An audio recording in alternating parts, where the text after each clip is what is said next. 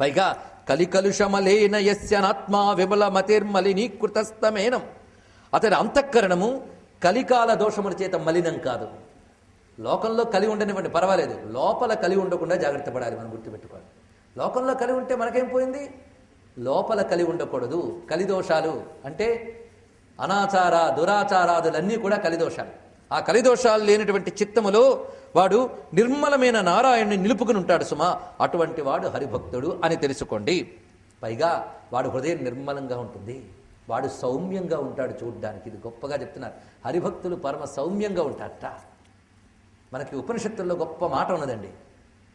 ఒక బ్రహ్మజ్ఞాని చూసి మరో బ్రహ్మజ్ఞాని, అంటే సాధన దశలో ఉన్నటువంటి బ్రహ్మజ్ఞాని కొంతకాలానికి గురువు దగ్గరికి రాగానే అతను అంటాడు, సౌమ్య అని సంబోధిస్తాడు. ఇక్కడ, ఓ సౌమ్యుడా, ఆత్మజ్ఞుని వలె నీ ముఖము ప్రకాశిస్తున్నది అన్నాడు. ఇక్కడ చూడండి, మనస్సు ప్రసన్నంగా ఎవడుకుంటుందంటే పరమాత్మపై దృష్టి ఉన్నవాడు మనస్సు ఎప్పుడు ప్రసన్నంగా ఉంటుంది. అందుకని ముడుచుకున్న మొహాలు, దుమదుమలాడుతూ ఏంటో ఇవాళ తమరు కోపంగా ఉన్నారు అనిపించుకునే మొహాలు కొన్ని ఉంటాయి. ఈ అప్రసన్నత అనేటువంటిది ఎవరికి ఉంటుంది అంటే లౌకికమైన విషయవాంఛన మీద దృష్టిని వాళ్ళకు ఉంటుంది. భగవంతుడిపై చిత్తం ఉన్న వాళ్ళ వదనం ఎప్పుడూ ప్రసన్నంగా ఉంటుంది. ప్రసాద గుణం ఇది చాలా ముఖ్యం. మరి పోల్చుకోవాలి కదా, వీళ్ళు వెళ్ళి మొహం చూస్తారు వాళ్ళు వచ్చి, ఈ మొహం విష్ణు భక్తుల మొహమే అని చెప్పుకోవాలి వాళ్ళు. ఆ మొహం ఎలా ఉంటుందంటే నిర్మలంగా ఉంటుందయ్యా.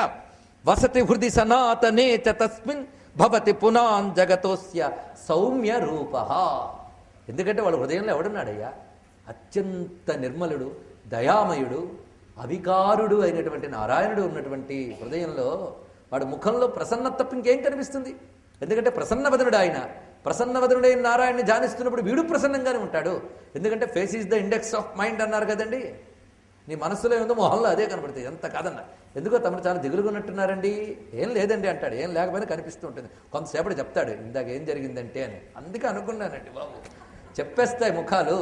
అందుకు ఈ విషయాన్ని ఎంత చక్కగా బోధిస్తున్నాడు చూడండి. వాడి సౌమ్యత ఆ విధంగా వస్తుంది.